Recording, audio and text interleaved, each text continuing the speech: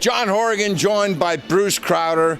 4 years in the NHL with the Bruins. Had 16 goals his rookie year, 21 the next. Actually, in the playoffs in '82 was a monster. Gordie Howe hat tricks all over the place.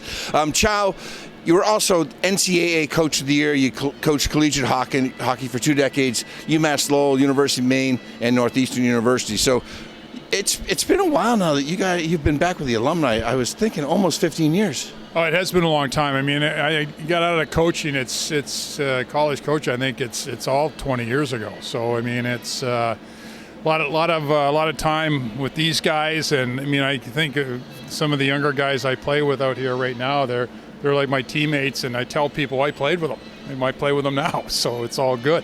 You sent a few guys to the NHL. Here and there, yeah. I mean, we could have maybe did a little bit better with that category, but I mean, there were some guys that had nice careers, and I think that one of the things I'm most happy with is that almost every kid that I ever coached graduated, and that's why I got into the college game. And I know it's changed, and now it's one and done, and kids are going to play college for a year and go pro. A little bit of that basketball mentality is happening. So when you came up with the Bruins, as I mentioned, your rookie year, 16 goals, a team that should have gone really deep in the playoffs. That was the year of Moffat, as I recall, right? And you had some epic games in those series against, what was it, Quebec and Buffalo? Yeah, we ended up, I think one of the biggest one was Buffalo with the old Brad Park goal with an overtime, and got us into the next series. It actually was against the Quebec Nordiques at that time, and Quebec had knocked off Montreal, so I mean it was a heck of a series, and we ended up I think losing that one in 6. I mean the year after was the one that I think we really 83-84 where we had 100 points in the NHL. We had like 50 wins, 20 losses, 10 ties back in the day, and we were very talented, that team. I think even Rick Middleton says he thinks it's one of the best teams he ever played with, and we just ran into injuries down the stretch. I mean, Taz was hurt, my brother Keith was hurt, Mike Bilberry was hurt, so we lost a lot of guys down the stretch there. And I think one of the things we were so worried about getting that first overall type thing, and I think we President's Trophy, which they didn't have back then, right? Yeah. So we really got financially or anything, we didn't get anything different for it, but we had a lot of guys just that kind of got hurt in that last 10 games, and then it rolled into the playoffs. I remember that 82-83, and like you said, you guys put all the effort into getting the best record in the NHL. What a season Pete Peters, the goalie, had. Of course, Norman Levier, and it was a great team. Yeah, I mean, I think the thing that really kind of helped us that year was, unfortunately, was Norman's thing, because it really solidified us as a team and kept us together. And I mean, that was early in the season. I think that was the 9th or 10th game of the year in Vancouver. So I mean, we went through all that, and whether it was a little bit of playing for him kind of thing, but we really had a lot of fun. That was a team that we really had a lot of fun. It was back in the day where you went into Montreal the night before, you played the game, you stayed after.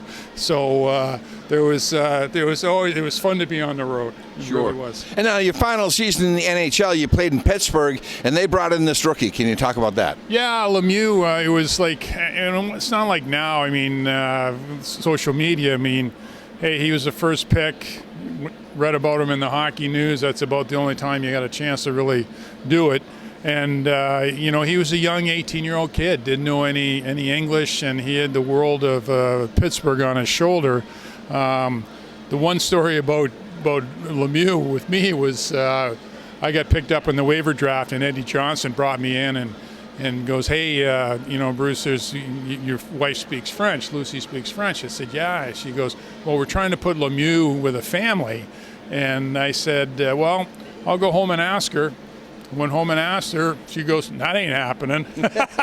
so we might have had Lemieux living with us for a year in Pittsburgh. Well, he never became much of anything anyways. No, I don't think he could have helped my career. You know what I'm saying? So, but it was all good. And finally, talk about your coaching. As I mentioned, you were NCAA Coach of the Year. What year was that, and with what college?